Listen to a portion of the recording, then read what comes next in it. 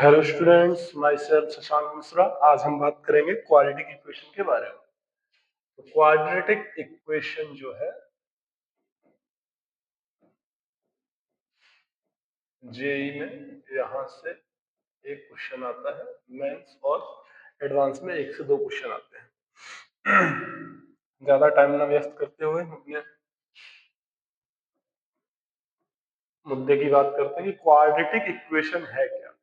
तो quadratic equation क्या है बच्चों? मान लेते हैं let F X equals to an x to the power n plus an minus 1 x to the power n minus 1 plus an minus 2 x to the power n minus 2 plus a3 x cube plus a2 x square plus a1 x plus a0। ये एक polynomial है, ये एक polynomial है, इसे बोलेंगे हम polynomial, जिसकी डिग्री जो है n है। इस पॉलिनोमियल की डिग्री कितनी है?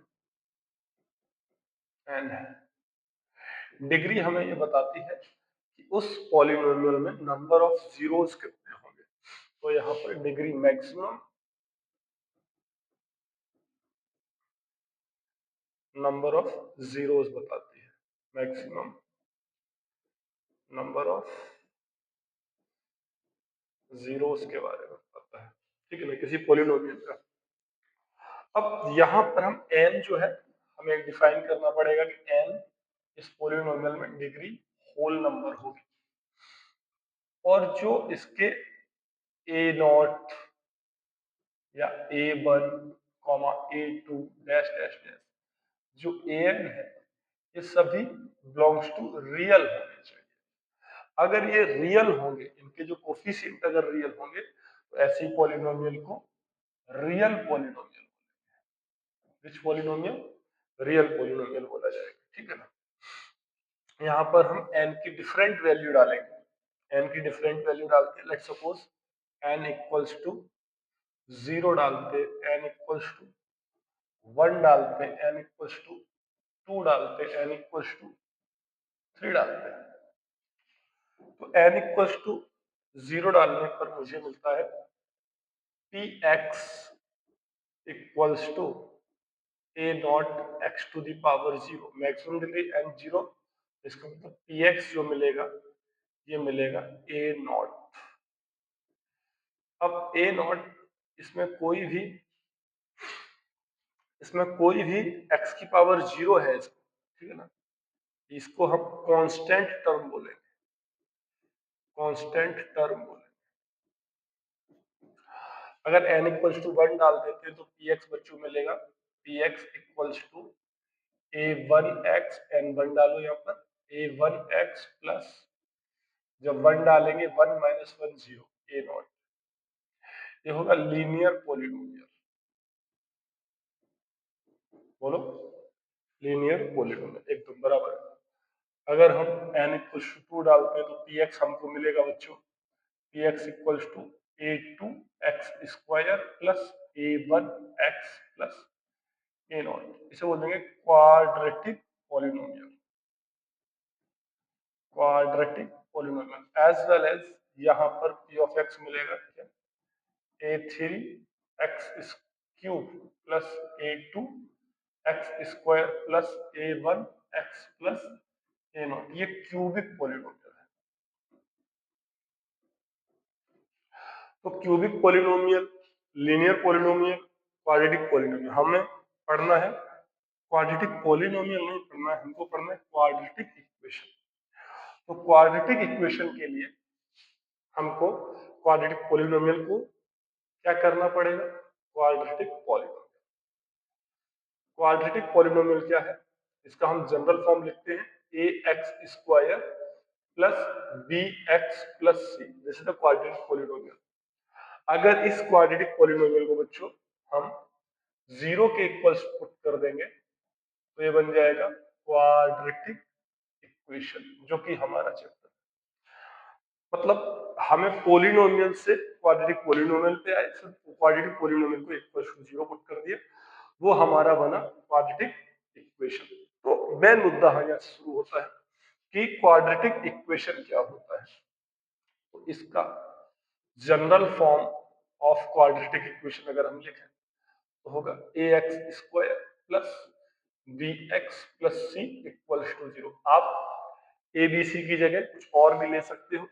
एक चीज याद रखना यहाँ पर a जो है, जो लीडिंग कोफिशिएंट बोलते हैं जैसे ए एन क्यों, क्योंकि सबसे बड़ी डिग्री का आगे वाला सरदार है। तो बड़ी डिग्री के आगे वाले सरदार जी अगर वो 0 हो गए तो मामला गंभीर हो जाएगा, क्योंकि अगर आगे वाला सरदार 0 हो गया तो ये वाली टर्म 0 हो जाएगी, तो डिग्री बनेगी n-1, फिर डिग्री इसकी n नहीं रहेगी। इसलिए अगर आप n डिग्री चाहते हो तो an 0 होना चाहिए या नहीं सर? नहीं होना चाहिए। अच्छा, इसको हम लीडिंग कोफिशिएंट बोल देते हैं, लीडिंग कोफिशिएंट, इसको लीडिंग कोफिशिएंट बोलेंगे। तो सर आप ये बोल रहे हो कि ए यहाँ पर 0 नहीं होगा और A B C belongs to real number होंगे, तो ये क्वाड्रेटिक रियल क्वाड्रेटिक इक्वेशन कहलाएगी। सही बोल रहा हूँ? बिल्कुल सही बोल रहे हो। अच्छा, इसको क्या बोलेंगे सर? ये लीडिंग कोफिशिएंट है, एलसी बोले तो लीडिंग कोफिशिएंट। सर आपने एक बात और बोली थी पिछले स्लाइड में, क्या? कि जितनी डिग्री होगी उतने नंबर ऑफ मैक्सिमम जीरोस होंगे। जीरोस को एक अलग भाषा में रूट भी बोलते हैं। अच्छा, तो यहाँ पर इसके दो रूट है, अल्फा और बीटा। सर आपको कैसे पता है? मैंने हम ले लेते हैं, एक का नाम अल्फा मान लेते हैं, दूसरे का नाम बीटा मान लेते हैं। बिल्कुल सही है सर, ठीक है, आपकी मर्जी, मान लेते हैं। सर क्या मैं x1 y1 x1 x2 नहीं मान सकता? मान लो, रामलाल श्यामलाल जो तुमको मानना है मान लो, पर मान लो। तो हमने बोला ठीक है, एनसीईआरटी में अल्फा बीटा मान लेते, सिंबल जो रिप्रेजेंटेशन चल रहा है जनरल, वही अपन ने मान लिया। यहाँ पर ए 0 नहीं होना चाहिए। क्यों नहीं होना चाहिए? क्योंकि सर ए सरदार जी है, लीडिंग कोफिशिएंट है। अगर ए 0 हो जाएगा तो क्वाड्रेटिक क्वाड्रेटिक रहेगी, लीनियर इक्वेशन बन जाएगी। अच्छा, ठीक है सर। सर एक चीज तो हम समझ गए, क्या? कि पॉलिनोमियल जो है और इक्वेशन जो है, इसमें डिफरेंस ये है कि पॉलिनोमियल में इक्वेशन में एलएचएस आरएचएस दोनों प्रेजेंट रहती है, जिससे कि वो हम लेफ्ट हैंड और राइट हैंड साइड दोनों को हम सॉल्व करके एक पर्टिकुलर वैल्यू निकाल सकते हैं। ओके, पर यहाँ पर हम सर केवल केवल फैक्टर निकाल सकते हैं, इसलिए यहाँ पर मुझे फैक्टर मिलते हैं पॉलिनोमियल में, इधर हमें सॉल्यूशन मिलते हैं, रूट्स मिलते हैं। एनीवे, हम आपसे ये बोले अगर कि आप कंप्लीटिंग स्क्वायर करो, किसी अलग स्लाइड में हम आपको कंप्लीटिंग स्क्वायर समझा देंगे। जैसे कंप्लीटिंग स्क्वायर कर कुछ बड़ी चीज नहीं है, बता देते हैं। मान लेते हैं इसको इक्वेशन नंबर स्टार मान लिया। अब इस स्टार में हम ए से डिवाइड कर देते हैं, ठीक है ना, divided by A in equation कौन सा? स्टार। चलो भाई डिवाइड करते हैं, तो हमने पूरे दोनों साइड ए से डिवाइड कर दिया। अच्छा, तो ये हो गया X square plus B over A X plus C over A equals to 0। अच्छा, तो यहां से अब कंप्लीटिंग स्क्वायर का स्टेप नंबर 1, जो x का कोफिशिएंट है उसको हाफ करो। ध्यान से सुनो, बहुत ध्यान से, लीडिंग कोफिशिएंट 1 होना चाहिए। ओके, पहला स्टेप, लीडिंग कोफिशिएंट 1 होना चाहिए। उसके बाद x के कोफिशिएंट का हाफ कर दो, बोले x प्लस x कोफिशिएंट क्या? b बाई a, तो b बाई a का हाफ b बाई 2a का होल स्क्वायर। ओके सर, जितना आपने अगर प्लस लगा तो प्लस लगाना, माइनस लगा तो ये माइनस लगाना। जितना आपने ये यहाँ लिखा है उतने को आप माइनस कर दो स्क्वायर के साथ, स्क्वायर के साथ, plus C over A equals to 0, बराबर है एक नंबर। अब जरा देखते हैं x plus B by 2a का होल स्क्वायर। मैं इन सबको उधर लेके जा रहा हूं, तो हो जाएगा प्लस का B square by 4a square minus, क्योंकि ये प्लस वाला उधर जाएगा, माइनस का c बाई a। एक नंबर, मजा आ गया। अब सर क्या करें? सर 4a स्क्वायर एलसीएम ले लें क्या? ले लो भाई। जैसे 4a स्क्वायर एलसीएम लिया तो आया b स्क्वायर माइनस का, यहाँ पर एक a की कमी है और 4 की कमी है, तो हो गया 4ac x plus b over 2a का होल स्क्वायर। एक नंबर पर मजा आ गया। अच्छा, तो x plus B over 2a square root ले लेंगे तो हो जाएगा, क्या हो जाएगा, अंडर रूट के अंदर आएगा प्लस माइनस क्या आएगा, B square minus 4ac whole divided 4a square. ठीक है, अब ये उधर जाएगा तो आ जाएगा x equal to minus B by 2a plus minus under root, ये ऊपर बचा B square minus 4ac upon 2a। 4a square से जब रूट से बाहर निकलेगा 2a आ जाएगा बच्चों। x बराबर minus B plus minus root B square minus 4ac upon 2a। ये जो चीज है, ये जो दिख रहा है,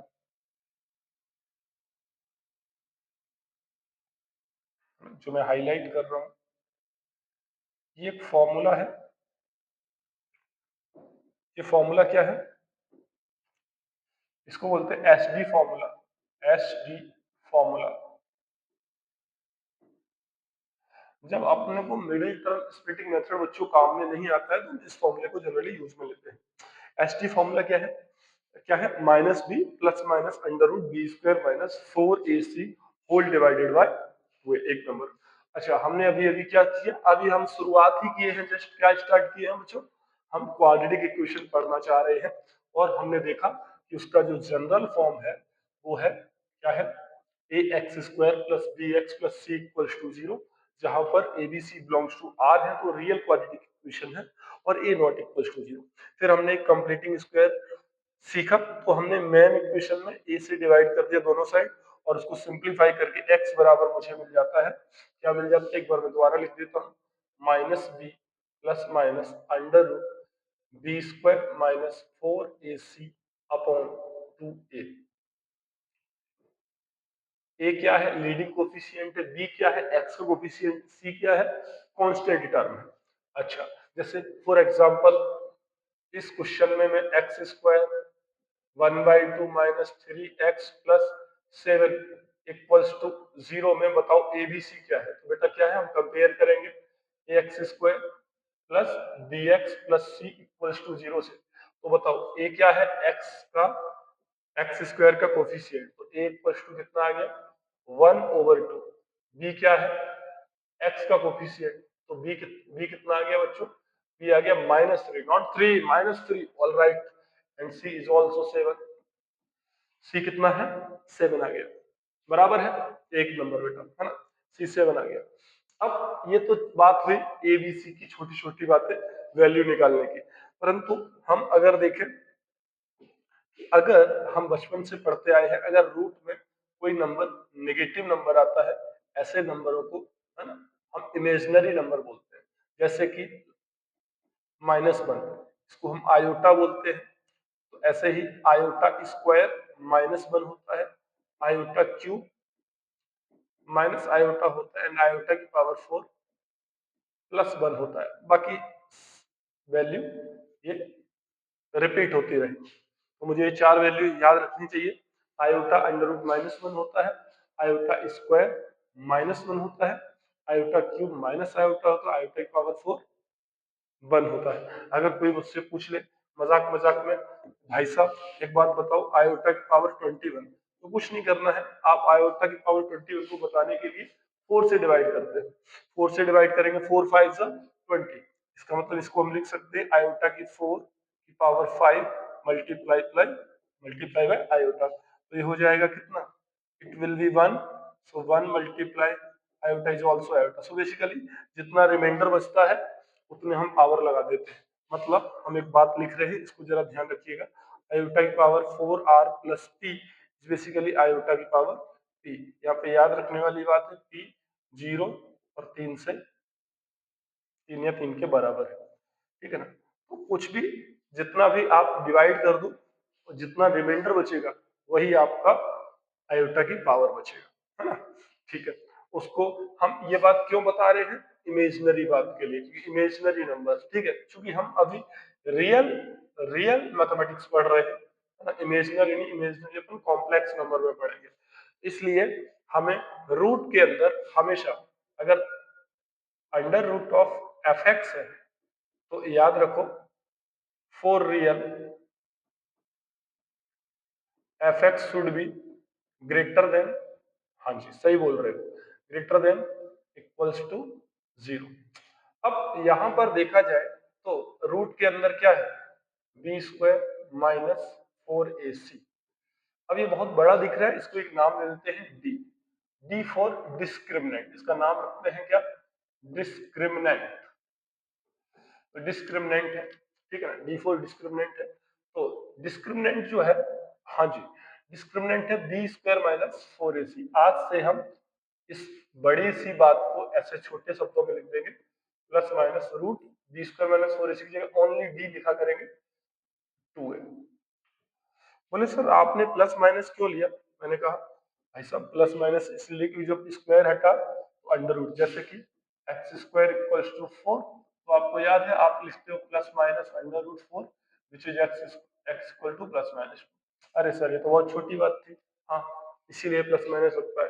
अच्छा सर एक बात बताओ, अगर मैं taking positive sign and taking negative sign अलग अलग लेते हैं तो एक्स अलग अलग आएगा, बिल्कुल आएगा अलग, कैसे आएगा, minus B plus root D by 2a, और जब माइनस लेंगे तो minus B minus root D by 2a। अच्छा सर आपने एक बात बताई थी, एक का नाम अल्फा है दूसरे का नाम बीटा है, इसीलिए यहाँ पर x की दो वैल्यू आ रही है। मैंने कहा हाँ बिल्कुल सही बोल रहे हो आप, यहाँ पर x की दो वैल्यू आ रही हैं, that means this is the alpha and this is also beta. क्यों सर हम इसको बीटा नहीं ले सकते, अरे ले ले भाई, इसको बीटा ले ले, उसको अल्फा ले ले, कुछ भी ले ले, पर दो वैल्यू आएंगे, मतलब ये दो रूट्स हैं, दो जीरोज हैं, दो, ठीक है जीरोज है, रूट्स हैं, इनको हम सॉल्यूशन भी बोल सकते हैं, ठीक है ना। अच्छा तो अब हमें क्या करना रहेगा, अगर मैं अल्फा और बीटा को ऐड करूं, अल्फा बीटा को जैसे ऐड करूं तो हम इसे बोलेंगे sum of roots, sum of roots, sum of roots. तो जब मैंने इसको ऐड किया तो यहाँ प्लस का डी है, रूट डी है माफ कीजिएगा, यहाँ माइनस का रूट डी कट जाएगा, minus 2b upon 2a which is minus b by a। इसको वैसे लिख सकते हैं क्योंकि b जो है, b किसका कोफिशिएंट है, x का कोफिशिएंट है, a किसका कोफिशिएंट है, एक्स स्क्वायर का कोफिशिएंट, c क्या है एब्सोल्यूट टर्म है, या फिर इसे बोल सकते हैं हम कांस्टेंट टर्म है, तो हम इसे लिख सकते हैं minus coefficient, coefficient of x, b coefficient of x और a क्या है upon coefficient of x square. तो ये फॉर्मूला बन जाता है सम ऑफ रूट का minus B by A, short में माइनस बी बाई ए बोल देते हैं क्योंकि अपने को अंडरस्टूड है b जो है एक्स स्क्वायर का कोफिशिएंट होता है एक नंबर। अच्छा सर तो क्या सर हम यहाँ पर प्रोडक्ट भी कर सकते हैं, मैंने कहा बिल्कुल कर सकते हो, प्रोडक्ट कर दो भाई। प्रोडक्ट कितना आएगा सर, बोले प्रोडक्ट अल्फा इंटू बीटा जो आएगा, हाँ जी अल्फा इंटू बीटा जो आएगा, तो जब इन दोनों का मल्टीप्लाई करोगे, जब इन दोनों का मल्टीप्लाई करोगे विश्वास कीजिएगा आएगा सी बाई ए। सी क्या है absolute term, constant upon coefficient of x square. कहीं कहीं कोफिशिएंट ऑफ एक्स स्क्वायर को अपन क्या लिखेंगे, लीडिंग कोफिशिएंट एलसी, क्योंकि लीडर है भाई साहब, है ना, एक्स स्क्वायर सबसे बड़ा डिग्री वाला टर्म है, इसलिए उसके आगे वाले हाँ कोफिशिएंट को लीडिंग कोफिशिएंट बोलेंगे। एक बच्चा बोला सर मैंने मैंने इनका सम निकाल दिया, प्रोडक्ट निकाल दिया, मैं डिफरेंस भी निकालना चाहता हूँ। मैंने कहा ठीक है डिफरेंस निकालना चाहते हो, हाँ सर डिफरेंस निकालना चाहता हूँ। तो मैंने कहा आप बताओ अल्फा माइनस बीटा का होल स्क्वायर क्या होता है, बोले होता है alpha square plus beta square minus का 2 अल्फा बीटा। मैंने उसको बोला, मैंने कहा अपने पास दो ही चीजें पता है, एक सम पता है और एक प्रोडक्ट पता है, उससे हमने को काम करना है। अच्छा मैंने कहा आप एक बात और बताइएगा, पूछिएगा सर। क्या पूछे, पूछिएगा आपको क्या पूछना है। बोले अल्फा माइनस बीटा चाहिए, बोले हाँ, बोले पहले alpha square plus beta square का जुगाड़ कराओ, किसके टर्म में, अल्फा प्लस बीटा और अल्फा इंटू बीटा के टर्म में। उनका एक काम करो यार, alpha square plus beta square plus 2 alpha beta बराबर होता है अल्फा प्लस बीटा का होल स्क्वायर। तो alpha square plus beta square बराबर हो जाएगा अल्फा प्लस बीटा का होल स्क्वायर माइनस का 2 अल्फा बीटा। अरे चमका, हाँ तो यहाँ से हम डाल सकते हैं अल्फा माइनस बीटा का whole square equals to alpha plus beta का होल स्क्वायर। इसकी जगह alpha plus beta whole square minus का 2 अल्फा बीटा, और एक यहाँ पर ऑलरेडी है माइनस का 2 alpha beta. So the final result is alpha plus beta का होल स्क्वायर माइनस का 4 टाइम्स अल्फा बीटा। अगर हम रूट लगाएंगे तो यहाँ से फिर से आएगा प्लस माइनस, आएगा कि नहीं आएगा? एक नंबर बिल्कुल आएगा डिफरेंस। तो अगर मैं यहाँ पर अल्फा माइनस बीटा का मॉड ले लेता हूँ, बेटा मॉड कुछ नहीं है, मॉड का मतलब होता है positive, only positive of zero, ठीक है ना। तो माइनस हट जाएगा यहाँ पर, तो आ जाएगा under root of alpha plus beta है माइनस बी बाई ए का whole square minus 4 into alpha beta बेटा क्या है सर, सी बाई ए है। कितना है बच्चों? C by A. तो ये हो जाएगा root over B square by A square minus का 4 सी ओवर ए, ठीक है।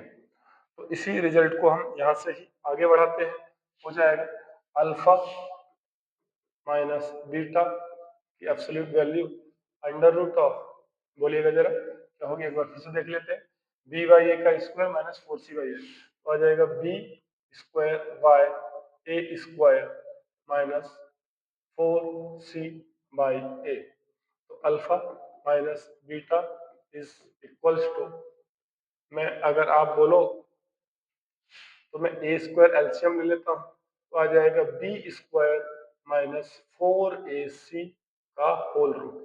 अरे हमने इसको तो कहीं देखा था बी स्क्वायर माइनस 4ac को, ओ हो कहाँ देखा कहाँ देखा? बोले सर यहाँ देखा, बी स्क्वायर माइनस 4ac, अच्छा इसको तो डी बोलते हैं, ठीक है। तो अल्फा, ओह सॉरी, तो alpha alpha minus beta equals to root D. एक बात हमेशा याद रखो, अगर अंडर रूट एक्स स्क्वायर है, इसको आप कभी भी एक्स नहीं लिखोगे, इसको हमेशा क्या लिखेंगे? क्या लिखेंगे सर? आज तक तो मैं एक्स मॉड एक्स, क्या लिखेंगे? मॉड एक्स लिखेंगे। फंक्शन पढ़ाएंगे तो हम अच्छे से बता देंगे इन सब चीजों के बारे में, ठीक है ना। अभी हम कोई ओनली ओनली क्वाड्रेटिक इक्वेशन पढ़ा रहे हैं, ठीक है ना। थोड़ा जल्दी बोल रहे हैं क्योंकि मुझे थोड़ा 2-4 प्रॉब्लम्स भी लेनी है, ओके। फिर नेक्स्ट वीडियो में हम थोड़ा स्लोली बोलेंगे। तो अंडर रूट ए स्क्वायर है, इसको बोलेंगे मॉड। ये क्या है? ये आ गया डिफरेंस ऑफ रूट, इसे क्या बोलेंगे हम? Difference of root. Sum of root क्या होता है? Alpha plus beta minus B by A. Okay, product of root क्या होता है? सी बाई ए, ठीक है। ये सब बातें अपने को हो गई हैं। अगला पॉइंट है हमारा नेचर ऑफ रूट के बारे में। नेचर ऑफ रूट के बारे में, नेचर ऑफ रूट के बारे में, नेचर ऑफ रूट। अब नेचर ऑफ रूट जो है, नेचर ऑफ जो रूट है वो किस पर डिपेंड करेगा? मेरी बात सुनिएगा, अगर कहीं ऐसा लिखा है इसका मतलब क्या है? इसका मतलब है कि रूट के अंदर एफ एक्स है। अब रूट के अंदर एफ एक्स है, एफ एक्स हमेशा कैसा होना चाहिए? Greater than equal to zero. और अगर मान लो एफ एक्स रूट के अंदर निगेटिव आ गया तो वो रूट कैसा हो जाएगा? इमेजिनरी। और रियल के लिए ग्रेटर देन जीरो होना चाहिए। अब बेचारा बी स्क्वायर माइनस 4ac जो है वो रूट के अंदर फंसा हुआ है, तो ये नेचर इसका अल्फा का और बीटा का वो किस पर डिपेंड करेगा? डी पर डिपेंड करेगा, एक नंबर डी पर डिपेंड करेगा। तो डिपेंड ऑन डी, तो डी होगा ग्रेटर देन जीरो, डी होगा लेस देन जीरो। अगर डी ग्रेटर देन जीरो है बच्चों, तो अल्फा बीटा अनइक्वल होंगे और होंगे रियल, और यहाँ पर अल्फा बीटा अनइक्वल होंगे और होंगे इमेजिनरी। बट अगर डी इक्वल्स टू जीरो है तो अल्फा बीटा इक्वल होंगे और कैसे होंगे? रियल। क्यों होंगे सर? मैंने कहा देखो जरा, इसलिए होंगे क्योंकि x बराबर होता है minus D plus minus root D by 2a। तो d अगर नेगेटिव है तो इमेजिनरी रूट आएंगे, और एक बार प्लस करेंगे और एक बार माइनस करेंगे तो अल्फा अलग आएगा, बीटा अलग आएगा। अगर d जीरो हो गया तो कुछ भी ऐड करो जीरो में, कुछ भी घटाओ जीरो में, सॉरी, कुछ में ऐड करो जीरो, कुछ में सब्ट्रैक्ट करो जीरो, तो दोनों चीजें सेम आएंगी। इसलिए इस वाली कंडीशन के लिए रूट कैसे आएंगे, रियल एंड इक्वल आएंगे। अगला, अगर मैं बोलूं इसी में एक और केस ले लेते हैं। क्या केस ले लेते हैं कि डी जो है परफेक्ट स्क्वायर आ जाए, डी परफेक्ट स्क्वायर आ जाए, ठीक है, और A B C belongs to real number आ जाए। कैसे आ जाए, रियल, तो रियल तो पहले ही थे। पहली बात, ये जो बात चल रही है यहाँ पे लिख देना, A B C belongs to real number के लिए A not equals to zero के लिए बात हो रही है, ठीक है ना। इक्वेशन क्या है, फिर से लिख देता हूँ, X square plus B X plus C equals to zero. यहाँ पर रियल पॉलिनोमियल की बात की जा रही है। इमेजिनरी, अगर एबीसी इमेजिनरी, इमेजिनरी क्या होते हैं, आयोटा की फॉर्म में होते हैं। अगर आयोटा की फॉर्म में हुए तो हम उनको कंसीडर, ये नेचर ऑफ रूट इस डी के फॉर्मूले से नहीं आएगा। ये only valid for ABC belongs to real and A not equals to zero. ABC अगर रैशनल है मान लेते हैं और डी परफेक्ट स्क्वायर है, तो रूट्स जो होंगे, रैशनल होंगे। कैसे होंगे, रैशनल होंगे। कैसे होंगे, रैशनल होंगे और अनइक्वल होंगे। और कैसे होंगे, बट अगर इसी में A B C belongs to rational है एंड डी परफेक्ट स्क्वायर नहीं है, तो रूट्स जो होंगे बिलोंग्स टू इरेशनल होंगे। कैसे होंगे, इरेशनल होंगे, इरेशनल होंगे। और इसी के अंदर एक और चीज, ए अगर 1 हो जाए और B C belongs to integer हो जाए, ठीक है, B C belongs to integer हो जाए एंड डी परफेक्ट स्क्वायर आ जाए। कैसा आ जाए, परफेक्ट स्क्वायर, तो रूट्स जो होंगे, रूट्स बिलोंग्स टू इंटीजर होंगे, इंटीग्रल रूट आएंगे, ठीक है ना। आज हमने बहुत ही बेसिक चर्चा की है। एक बार मैं दोबारा से स्लाइड बता देता हूँ नेचर ऑफ रूट के बारे में। क्योंकि x जो है, x की वैल्यू है एक अल्फा, एक बीटा, एक प्लस लेने पर, एक माइनस लेने पर, और रूट के अंदर फंसा हुआ है डी। डी को हम डिस्क्रिमिनेंट कहते हैं, माफ कीजिएगा, डी को हम डिस्क्रिमिनेंट बोलते हैं। अगर डिस्क्रिमिनेंट पॉजिटिव हुआ, अगर नेगेटिव हुआ, अगर जीरो हुआ, सबसे पहले हमें ध्यान देने योग्य बात है कि एबीसी बिलोंग्स टू, हाँ, रियल होने चाहिए और एक नॉट इक्वल टू जीरो होना चाहिए। वो हम आपको ऑलरेडी बता चुके हैं। अगर ग्रेटर देन जीरो है तो रियल होगा, इक्वल टू जीरो है तो रियल होगा, लेस देन जीरो है तो इमेजिनरी होगा। और अनइक्वल रूट इसे बोलते हैं डिस्टिंक्ट रूट। क्या बोलते हैं, डिस्टिंक्ट रूट। अच्छा, अगर ग्रेटर देन जीरो में एक और कंडीशन, अगर एबीसी बिलोंग्स टू रैशनल आ गया और डी परफेक्ट स्क्वायर नहीं है तो इरेशनल रूट आएंगे। और रैशनल एबीसी है, मतलब इनके जो कोफिशिएंट है ए बी सी, वो अगर रैशनल है, रैशनल क्या होते हैं, जो पी वाई की फॉर्म में हो, 1/3, 2/3, 5, 9 ऐसे टाइप।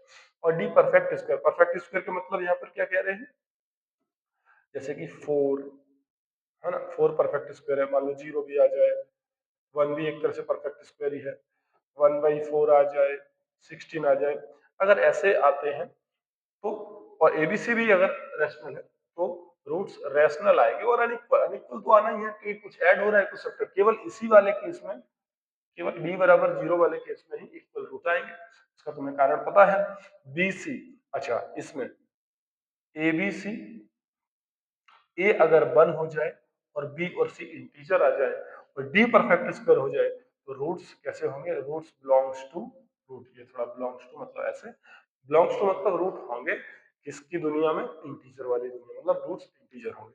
आज के दिन में हमने बहुत ही बेसिक लेक्चर रखा है ना, आज एकदम स्टार्टिंग है, इसलिए हमने आपको क्वाड्रेटिक इक्वेशन के बारे में स्टार्ट किया। ये जेई एडवांस तक हम जाएंगे।